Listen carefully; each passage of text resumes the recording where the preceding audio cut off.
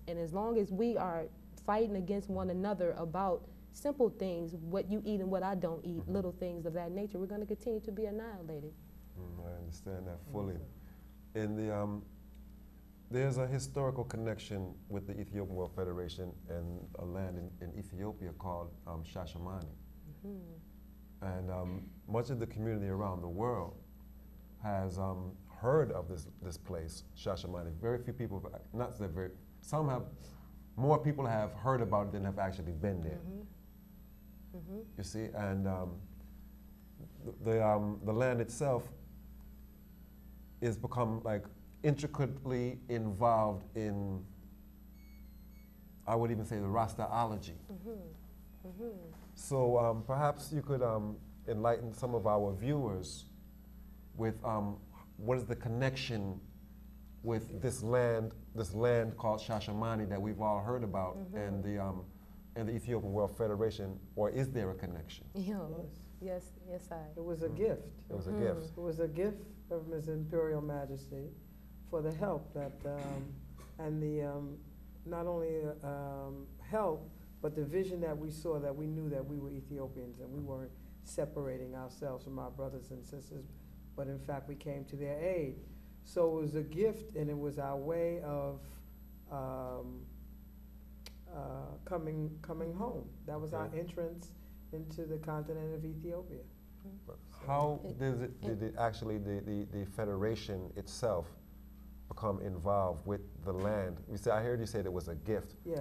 So when you say it was a gift, it was... It was a gift that His Imperial Majesty presented to the Ethiopian World Federation on behalf of the black people of the world. All right, Yes, okay. Yes, and His Majesty did that because he saw the strength in his people born in the West. There was a more developed in terms of modernity. So you said the soil was fertile for it. For Shashamani, yes, and in Africa itself, Africa waits is the creators, which is us. You see, the whole goal of Shashamani was to go and build a modern city in Africa, but not like a corporate industrial, you know, kind of a city. No, not bring what we've learned in the West and then infiltrate into Ethiopia. It's completely organic, but more on a more African developed nature. For instance, we all know now that there's solar energy. So to build a home in Ethiopia, in Shashamani, instead of having electricity, you simply have your solar panels to catch the sun's rays. The sun rays is then going to go into the panels and allow electricity to go over the whole entire home.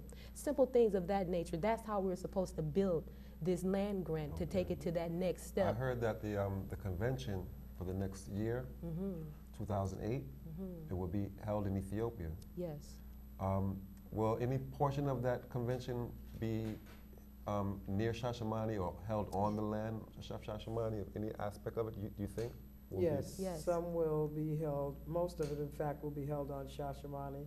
In fact, we'll be putting out a call to all locals asking that 10 builders come from each local and that we come home and build Shashamani. We can buy the materials there. We can chip in our funds, not just our mouth. We chip in our funds, and our brothers and sisters who are builders come and build. That way we will actually begin to build that land grant to the level that it needs to be built. I just wanted to mention some part in the Constitution where it says to save our people from annihilation.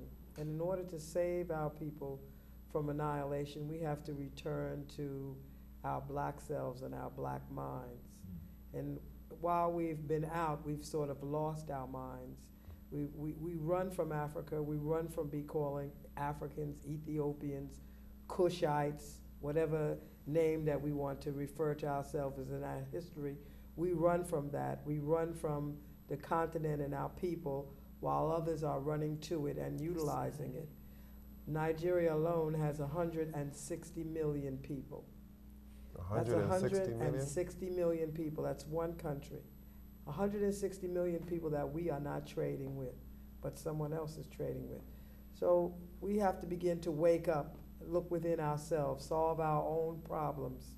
We cannot look outside of ourselves. All funds and resources that we need are on the continent of Africa, Ethiopia, and what Africa lacks is the brain drain that came out. So we need to return home with our resources and our money in our hands and bring our families home and build what is necessary to save our people from annihilation.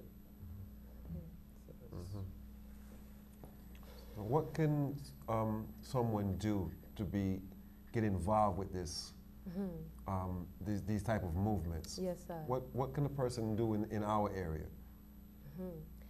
Have the will, the will and the desire to build our nation as Black people, African people. That's up and first of all.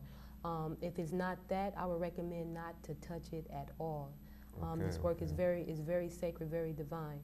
For members, how would we get in touch? How would people get in touch with the federation, yourself, or the president?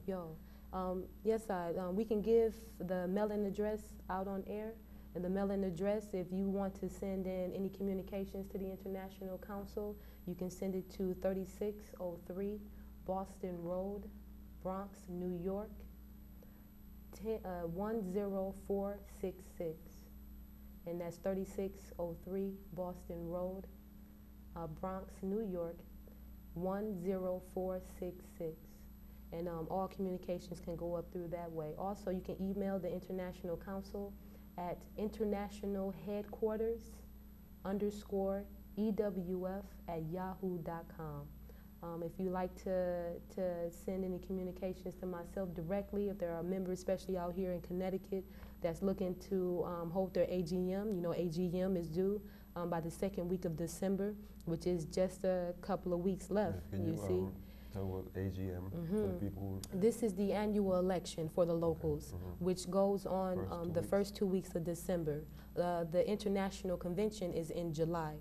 Now, for locals, after you have your election and you elect your executive committee, you have 10 days now to send in your contact list of your executive committee names and addresses to the HQ.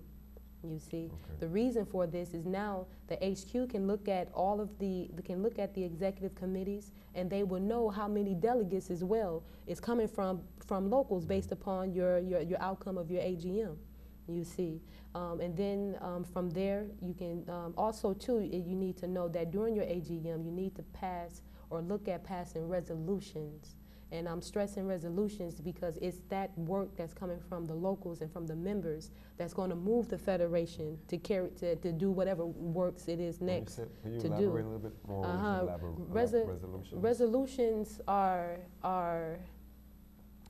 matters, concerns, issues that the local sees the federation needs to address, and or a project or a program that's going to move the whole federation forward. Say, for instance, if you have a program you've been working in your local and you saw how it aided the community, you've had a program where you were feeding the homeless, or you had an educational program, you can now pass that as a resolution through your local and have it go up to convention for the whole entire federation to look at as a program or something they can do in their area.